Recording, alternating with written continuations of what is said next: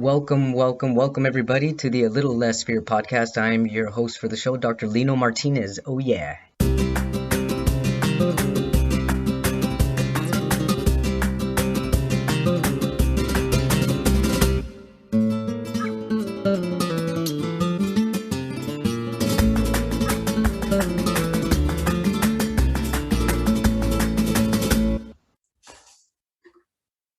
Welcome back, everybody, to the Little Less Fear podcast. I'd like to introduce Joe Nunziata.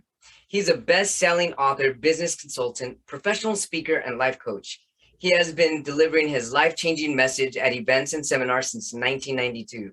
His enlightening programs are a unique blend of spirituality, psychology, philosophy, and the power of internal energy.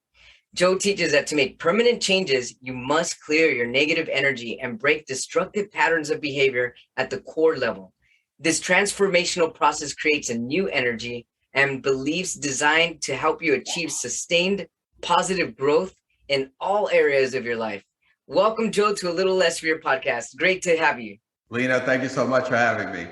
Of course, it's a pleasure. So tell us, what led you to this incredible, epic journey of yours? Well, I would love to say it was planned, but it probably was on some level. But I think even as a young kid, my dad was a detective in New York City, narcotics. Oh, wow. He died on the job when I was 12. Oh, so, man. And I was the oldest. I was a boy. I have a younger sister. So that kind of really changed my life a lot. He had certain, goals or thoughts that he wanted me to have. And it really kind of threw everything upside down. But I think even, after that, it was kind of, trying to deal with that and adjusting to that situation. And, I was always looking for some help, which I didn't get much of it, but I was seeking help. But I was also very interested always in improving myself. And I think that was kind of my personality. I was that seeker, so to speak. And started to, very early on, when I was just out of high school, I didn't go to college. I went to work right away. We had some financial issues. So I, was working, actually, believe it or not, my first job, I was delivering Budweiser beer. I was driving a truck around in Brooklyn.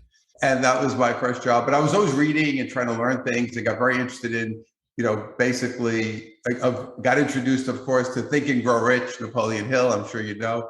Back in the day, back then, that was like the book you had to read. And I read that. And then I started to really go from there. So that's kind of what got me started. I would say I started more or less in the idea of being for business and success.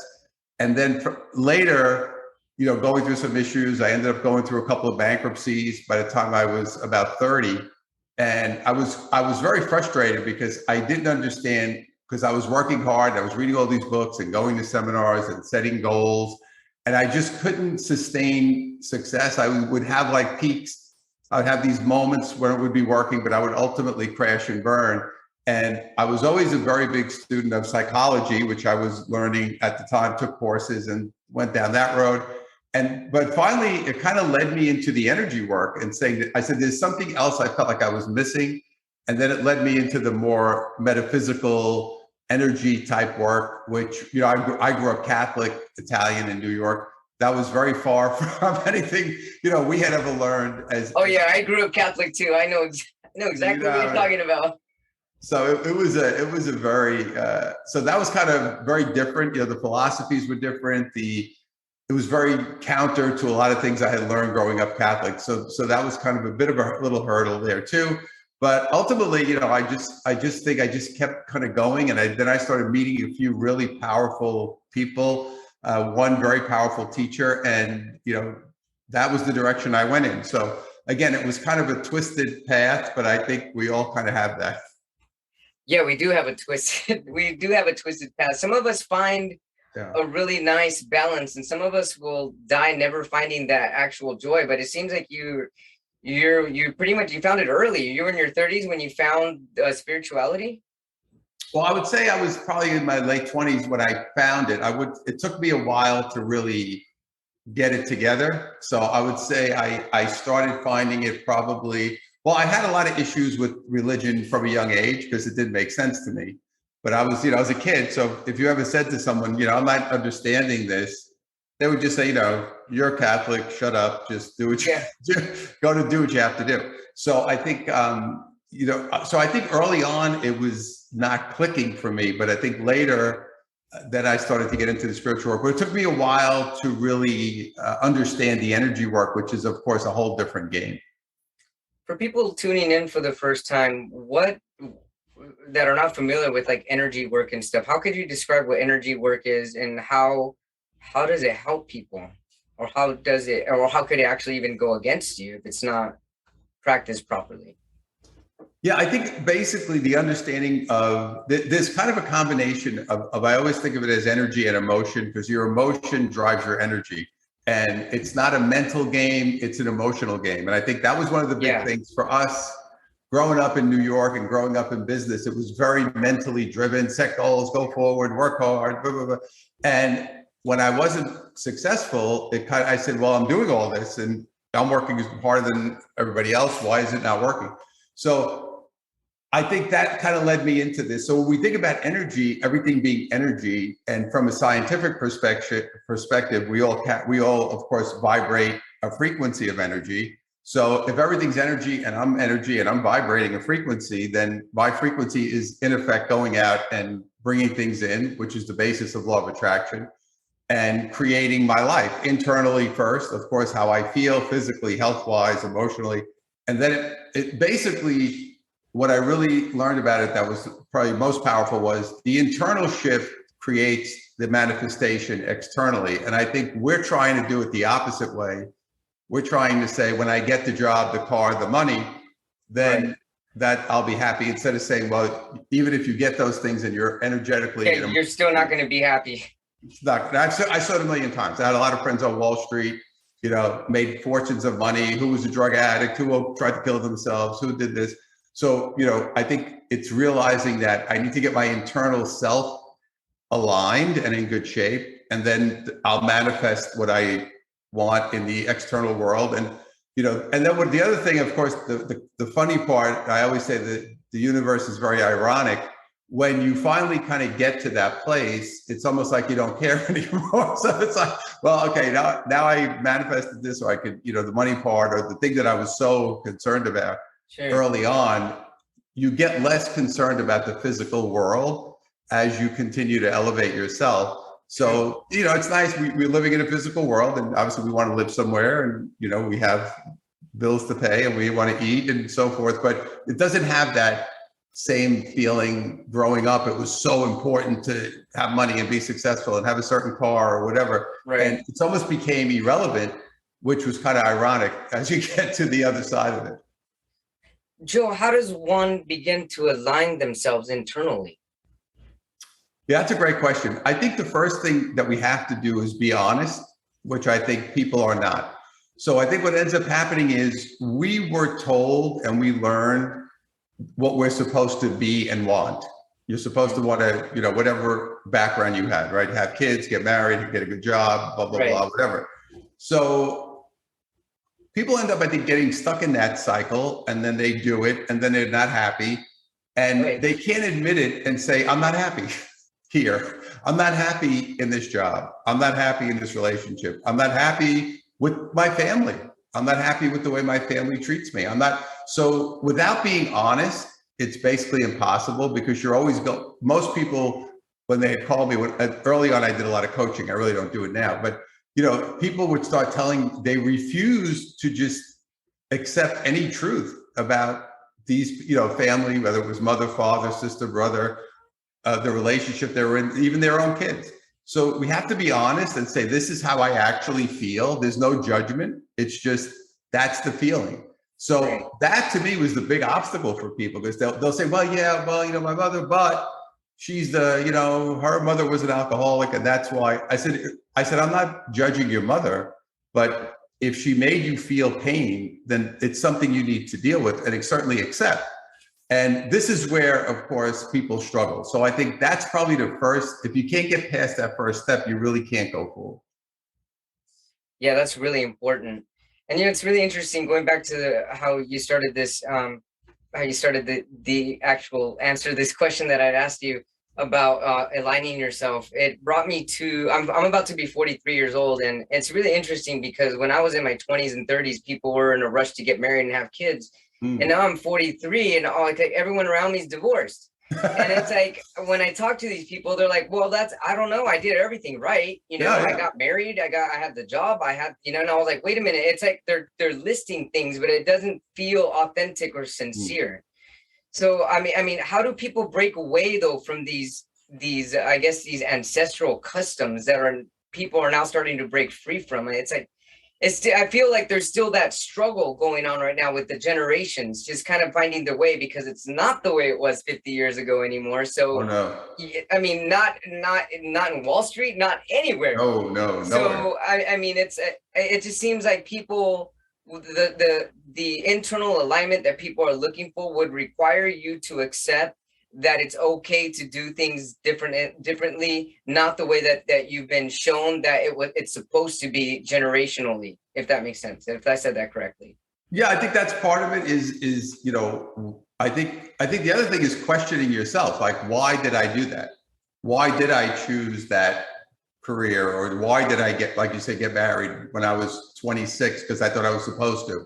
Like, why? How did I make those decisions? And what was driving me? And a lot of times, the one thing that's really important for people is a lot of them are doing it to get accepted, be accepted by family and whatever in society. Right. And the other part of it is to please others. And I think that's a big factor. Like, oh, I did it because this is what was expected of me, and I did it to be good, quote unquote, or do the right thing, whatever you want to call it. And didn't really follow their path. So unless you grew up in an environment where, some people are strong-willed enough to say, well, I'm not doing that because it doesn't feel right for me. But I think most people just will follow with what they're told. Hey, we're this religion, this is what we do, and this is how life is. And if you're not going to question, I have a son who's 28, and of course he's in that younger generation. But I always said, my wife and I always talk to him about, like, question everything. Like, don't accept anything. Like, and I think you need that. If you don't have that, and then you have to do it yourself, it's much harder, because were told, in effect, the opposite. You were told, just listen. The nun told you that. That's what you do. Not like, why is the nun hitting you? Or you're going to hell. Yeah, you're going to hell. And I'm like, well, the nun who's supposed to be holy hit me in the head with a ruler. How does that work? Oh, no. No. So back when I was younger in school, that was common.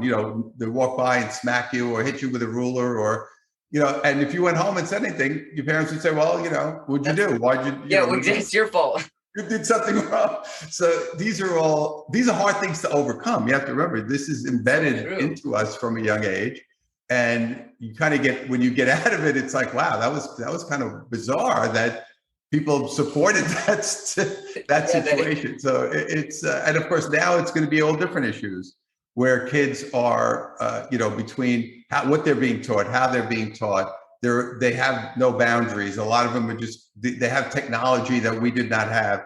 So every generation of course faces its challenges, but at the end of the day, energy is energy. It does not change. So the same principles that are going to work 1,000 years ago or 5,000 years ago will work tomorrow. So that's the one thing I love about energy work. That's awesome. So speaking of energy work, how do you describe or understand what karma is? So I wrote a book about karma called Karma Buster. And I'm sorry, did you say Karma Buster? Yeah, one of my books is called Karma Buster. It's about clearing your karma. That's awesome. I became very fascinated with karma because I was trying to understand how it worked. So as I was doing that, I was kind of trying to get the essence of karma. So what I learned, and the way I perceived it from all the work I did, was basically that your karma is the emotional blueprint for the experience you came to have in this lifetime. So every person here on earth, because we're really all one energy, we just came here we came here thinking we're somebody else, but we're not. But in any event, right, your emotional journey will be different than mine. And they're all basically similar, but we're all going to experience it in different ways. And it's really about your soul's journey. Your soul wants to understand what these different emotions feel like. So I can't know I Right. can't know joy without knowing pain. Pain. I Yeah. have to know suffering. I have to understand what that feels like. So this is part of our journey. And each person, when you look at people's lives, what I noticed was everybody kind of had a different version. Like some people were very Yeah. I'll say they do. right? But some people are very successful, but maybe they have health problems.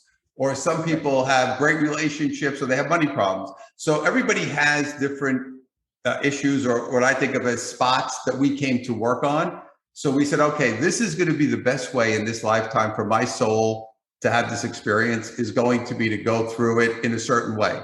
And you chose the path that you want to go down. And then you have that experience. So the question really becomes, how do I have the experience? Do I go through the experience in a conscious way, which means I'm understanding what's going on? Or like most people are unconscious. They don't even know what's going on. They just kind of go through life. Right. And it's not a judgment. It's just different people came. Some people came not to be awake. They came to go through it in a lower awareness. So, And I don't say lower to be judgmental, but just to understand it.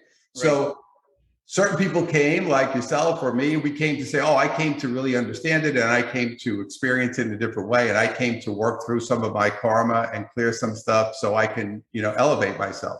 So it really depends. That's why I always say that people say, oh, I can't believe this person and this, what they're still doing. And I always say, be gracious, because every person has their own limitations and issues, and some people just can't get past it.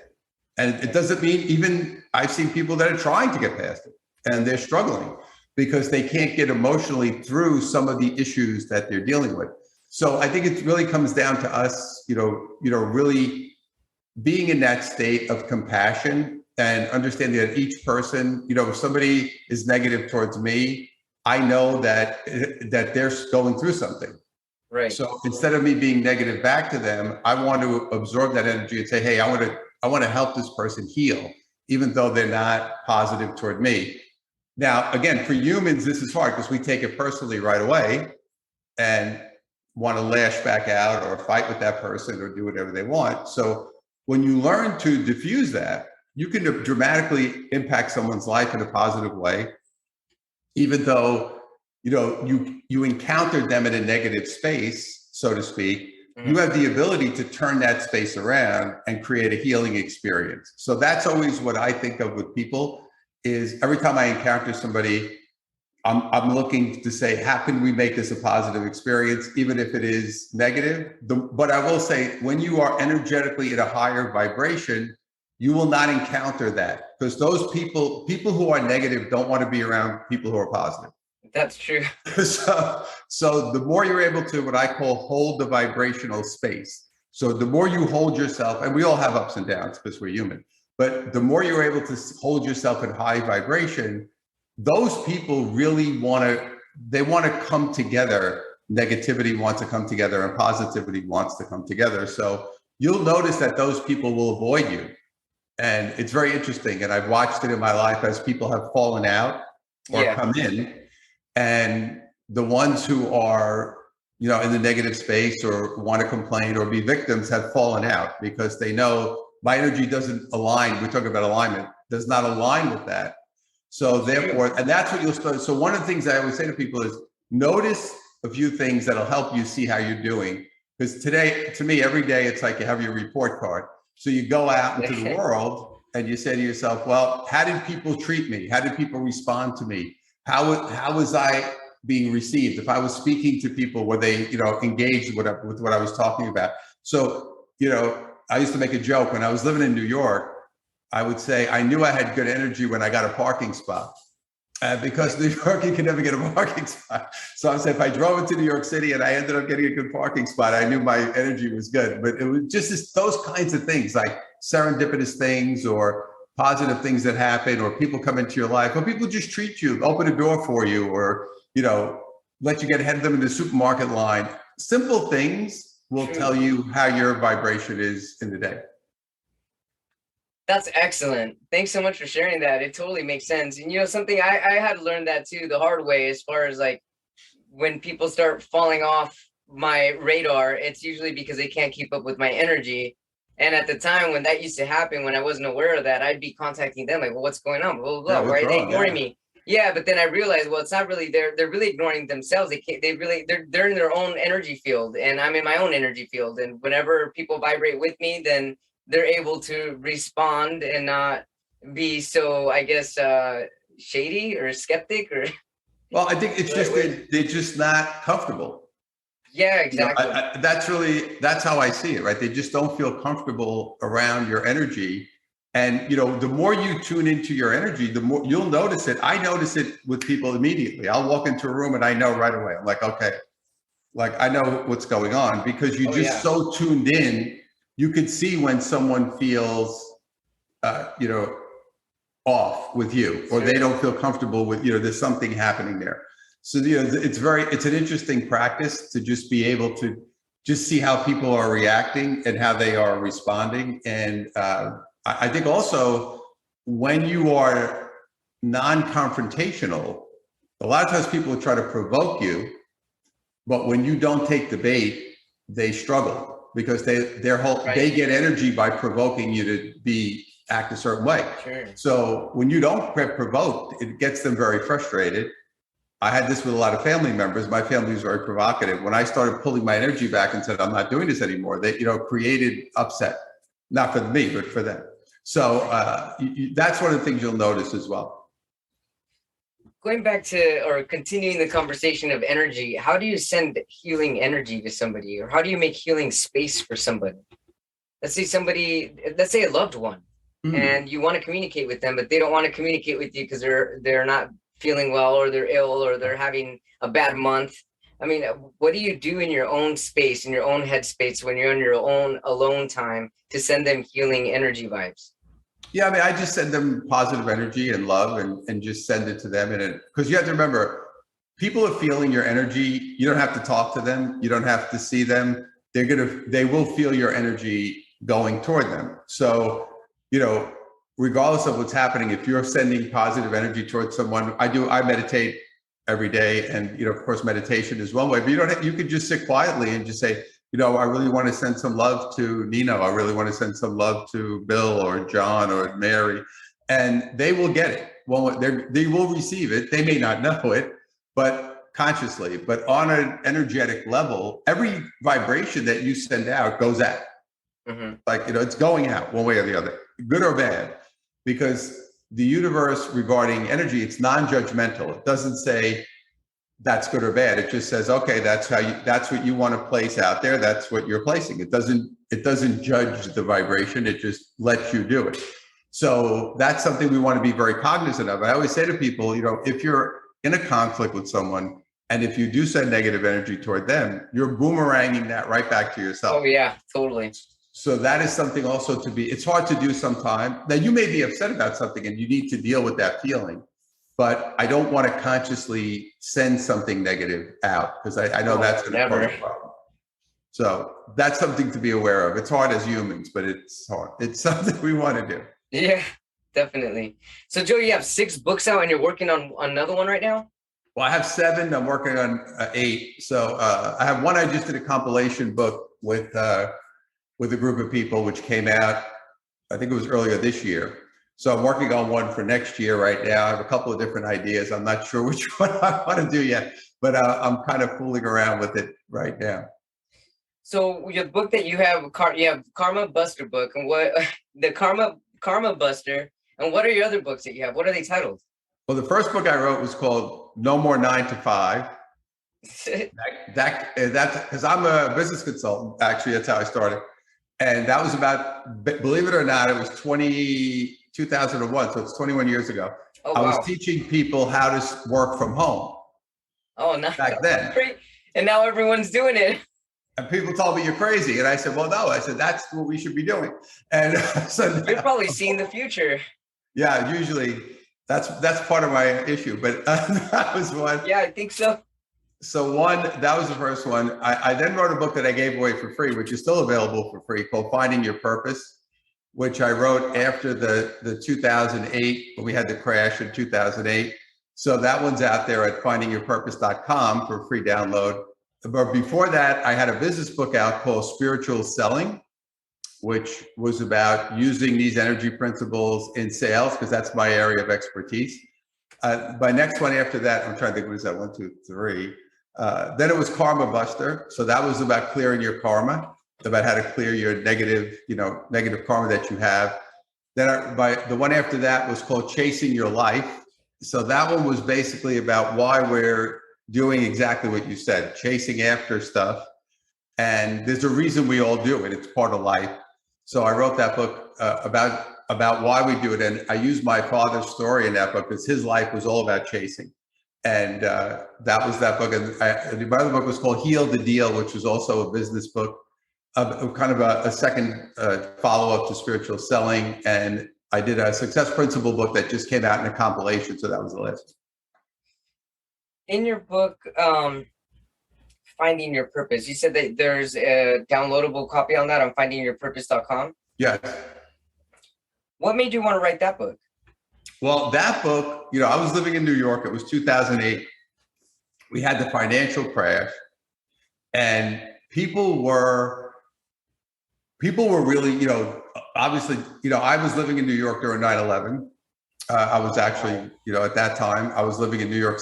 I was actually working. I was at the airport that day, actually going on a flight before it didn't take off. It was right after my flight was scheduled, right after the second plane hit.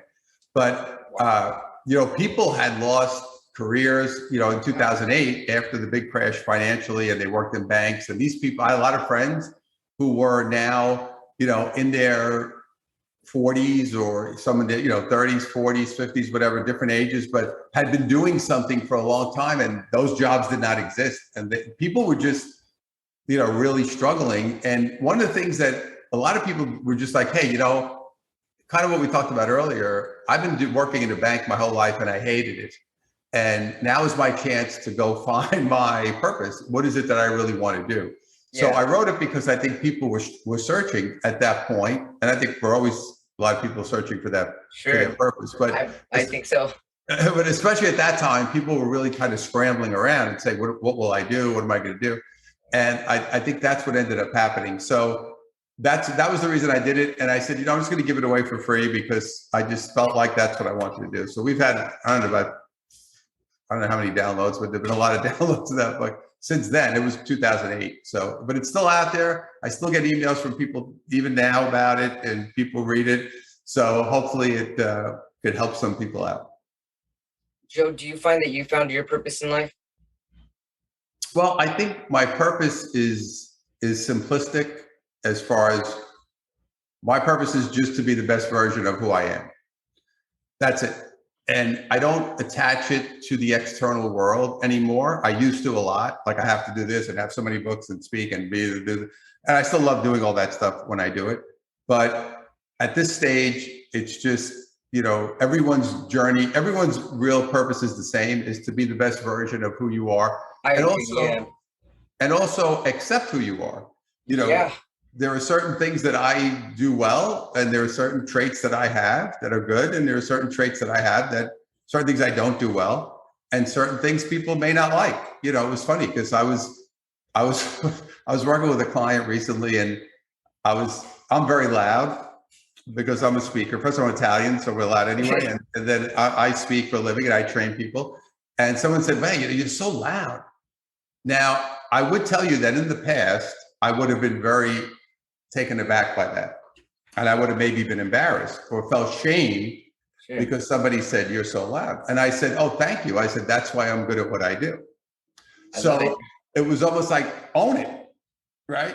If you're loud, own it. That's who you are. If you're quiet, own it. Somebody says, "Oh, you're so shy." Okay, maybe that's how you are. Fine, own it.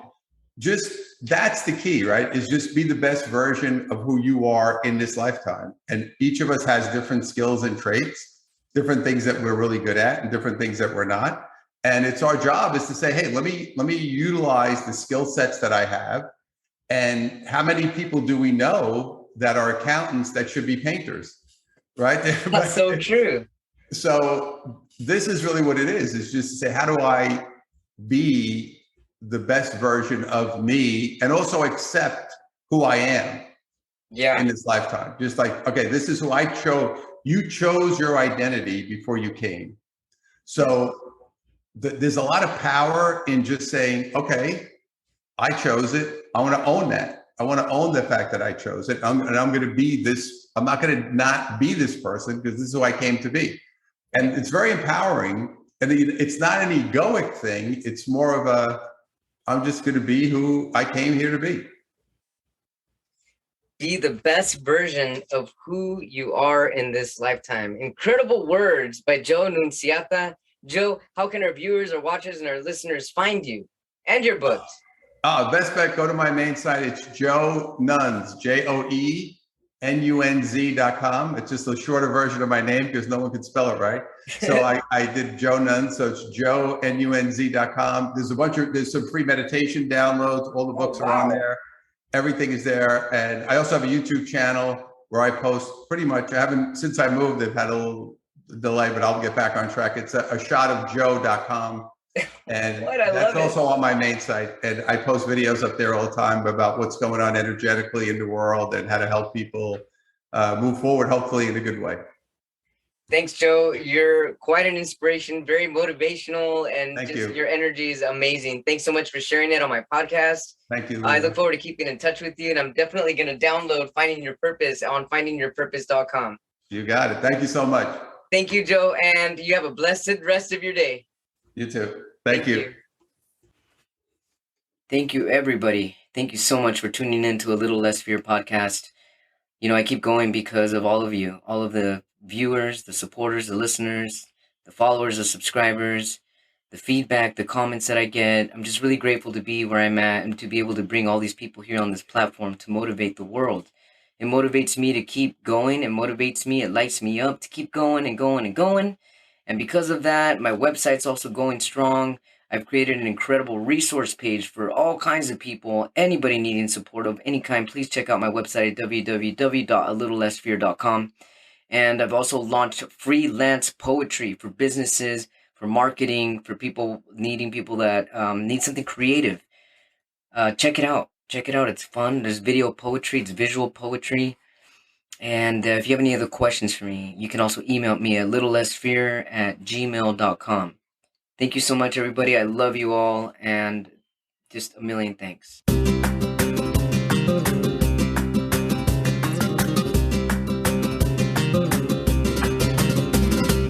Have you heard the old saying, you must love yourself before you can love anyone else?